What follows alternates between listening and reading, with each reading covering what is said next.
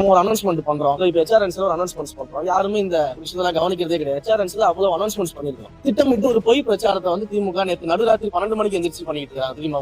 நடுராத்திரி 12 மணில இருந்து 2 மணி வரைக்கும் திடீர்னு தூங்குற அத்தனை பேர் எந்திரிச்சு ஒரு பொய் பிரச்சாரத்தை பண்ணிட்டு இருக்காங்க திமுக. நாங்க இதே திருச்சியில இருக்கக்கூடிய அன்பில் மாரியம்மன் கோயிலுக்கு அம்மை வார்த்தவர்கள் தங்கும் மண்டபம் ஒரு மண்டபத்தை அனௌன்ஸ் பண்ணோம். அது எதற்கான மண்டபம் அப்படின்னா, அந்த கோவிலுடைய வழக்கப்படி பாத்தீங்கன்னா அம்மை வார்த்தவர்கள் என்ன பண்ணுவாங்கன்னா, அது சரியாயிடுச்சுன்னா கோவில்ல வந்து தங்கி வழிபாடு செஞ்சுட்டு போவோம்னு வந்து வேண்டுதல் வைப்பாங்க. அப்ப அந்த வேண்டுதலுக்காக வரக்கூடிய பக்தர்களின் எண்ணிக்கை ரொம்ப அதிகமாக இருக்குது. தமிழ்நாட்டுல பல்வேறு இடங்கள்ல இருந்து அங்க வராங்க. பிரசித்தி பெற்ற கோயில். அப்ப அதற்குன்னு சொல்லி ஒரு தனியாக ஒரு மண்டபம் இருந்துச்சுன்னா, அந்த மாதிரி அம்மை வார்த்தவர்கள் குணமான பிறகு இங்க வந்து தங்கி தரிசிப்பதற்கான ஒரு பெரிய இனிஷியேட்டிவா இருக்கும். அந்த மக்கள் எல்லாம் கேட்டுட்டாங்க. அதன் அடிப்படையில் அந்த மண்டபத்தை அனௌன்ஸ் பண்ணும். ஆனா என்ன பண்றதுன்னே தெரியாம, எப்படி எதிர்க்கிறதுன்னு தெரியாம, யார் ஐடியா கொடுத்தாங்கன்னு உண்மையிலேயே தெரியலங்க. நேற்று நைட் 12 மணிக்கு நடுராத்திரி 12 மணிக்கு எந்திரிச்சு மொத்த திமுக ஒரு இணையதள உடன்பிறப்புகளும் என்ன பண்றாங்கன்னா, அம்மை வார்த்தவர்களை போய் அந்த மண்டலத்தை தங்க வைக்கிறீங்களே, இந்த நோய் பரவிடாதா, மெடிசன்ஸ் வரலையா, இன்ஜெக்ஷன்ஸ் வரலையான்னு ரொம்ப அறிவாளித்தனமா ரொம்ப அறிவாளித்தனமா நடுராத்திரி 12 மணிக்கு அறிவை வெளியே எடுத்து வச்சு இப்படி ஒரு பிரச்சாரத்தை நைட்டு பண்ணிட்டு இருக்கு.